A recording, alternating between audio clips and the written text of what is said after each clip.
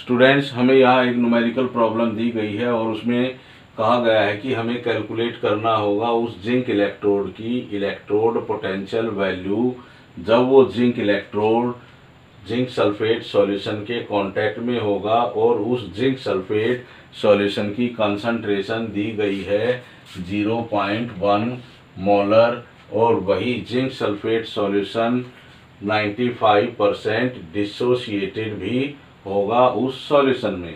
तो Nernst equation का हमें यूज़ करना होगा क्योंकि यहाँ पर जो जिंक सल्फेट सॉल्यूशन है उसकी कंसंट्रेशन 1 मोलर से डिफरेंट है। तो हम नर्स्ट इक्वेशन का यूज़ करेंगे और कैलकुलेट करेंगे इस जिंक इलेक्ट्रोड की इलेक्ट्रोड पोटेंशियल वैल्यू।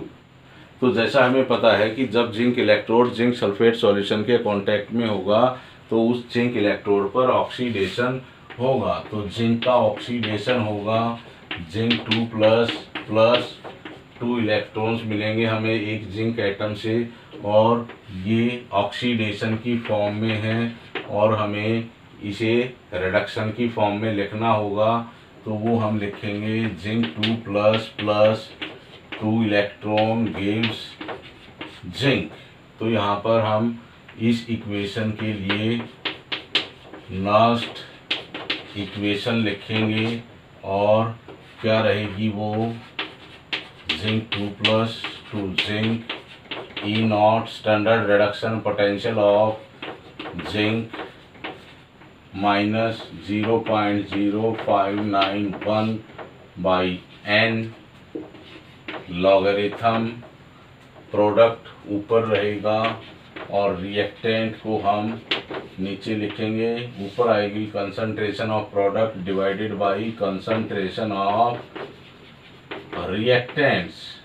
तो यहाँ पर प्रोडक्ट क्या है, ये जिंक प्रोडक्ट है और जिंक 2 प्लस आयंस क्या हैं, रिएक्टेंट्स।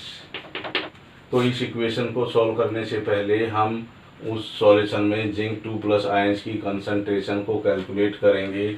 वो हम कैलकुलेट करेंगे जिंक 2 प्लस आयन कंसंट्रेशन कितनी दी गई है जिंक सल्फेट सॉल्यूशन की 0.1 और उसका डिसोसिएशन कितना होता है 95%। तो उस जिंक सल्फेट सॉल्यूशन में कितने जिंक आयंस प्रेजेंट होंगे 0.1 ऑफ 95%। तो 0.1 डिवाइडेड बाई 95 बाई 100 और ये क्या आ जाएगा 95 डिवाइडेड बाई 1000 0.095 और ये कंसंट्रेशन किसकी रहेगी उन जिंक आयंस की जो जिंक सल्फेट सॉल्यूशन में प्रेजेंट है। तो यहाँ पर हमें रिएक्टेंट और प्रोडक्ट लिखना होगा और जो स्टैंडर्ड रिडक्शन पोटेंशियल होती है जिंक की वो क्या रहती है -0.76 वोल्ट। तो यहाँ पर हम वैल्यू रख देंगे -0.76 वोल्ट माइनस और n क्या रहेगा अपना 2। these 2 electrons represent the value of n।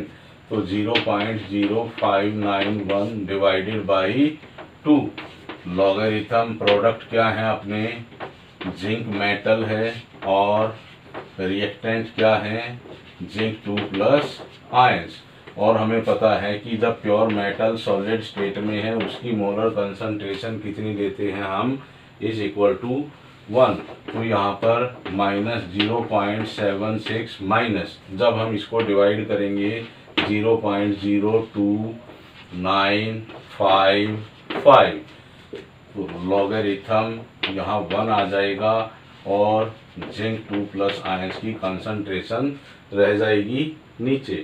तो यहाँ पर जो वैल्यू होगी जिंक 2 प्लस आयंस की वो रखेंगे हम यहाँ पर 0.095। तो इक्वेशन क्या मिलती है हमें 0.76 माइनस 0.0295 लॉग 1 बाई 0.095 ये हमें मिलती है वैल्यू। तो यहाँ पर हम इस वैल्यू को क्या लिख सकते हैं कि 1000 बाई 95। तो इसको हम लिखेंगे 1000 बाई 95। तो जो ये इक्वेशन है ये इक्वेशन हमें बताएगी कि कितनी इलेक्ट्रोड पोटेंशियल वैल्यू रहेगी उस जिंक इलेक्ट्रोड की जब वो कांटेक्ट में होगा 0.1 मोलर जिंक सल्फेट सॉल्यूशन के, जिसकी परसेंटेज डिसोसिएशन कितनी रहेगी 95%। तो electrode potential of zinc electrode या reduction potential of zinc electrode is equal to -0.76 minus 0.02955 और लॉगरिथम 1000/95। तो ये इक्वेशन मिलेगी हमें सभी वैल्यूज़ को रखने के बाद। अब हम इसको सॉल्व करेंगे और जब हम इस पार्ट को सिंप्लीफाई करेंगे तो हमें क्या मिलता है, reduction potential of zinc electrode is equal to -0.76 minus 0.02955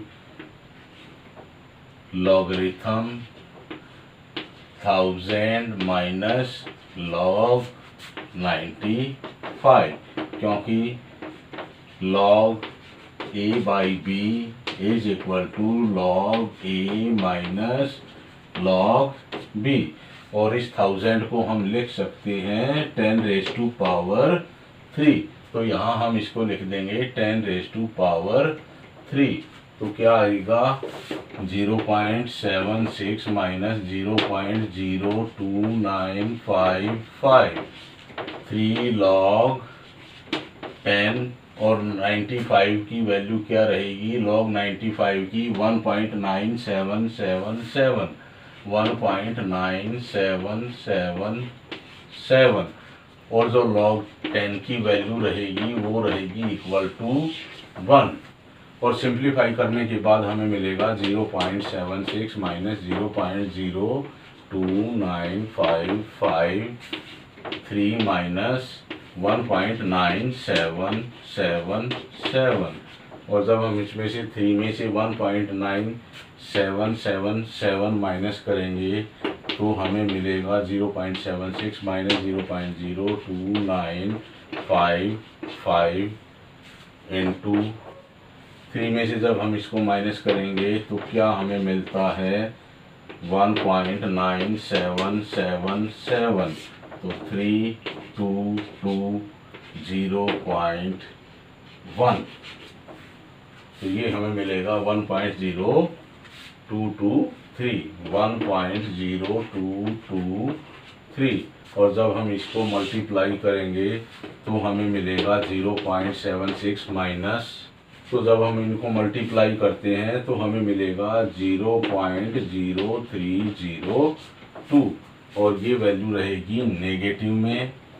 तो दोनों ही वैल्यू नेगेटिव हैं तो ये दोनों ऐड हो जाएंगी -0.7600 और हमें ऐड क्या करना है 0.0302 तो 2097.0 माइनस, तो हमें जो आंसर मिलेगा वो क्या मिलेगा -0.7902 वोल्ट।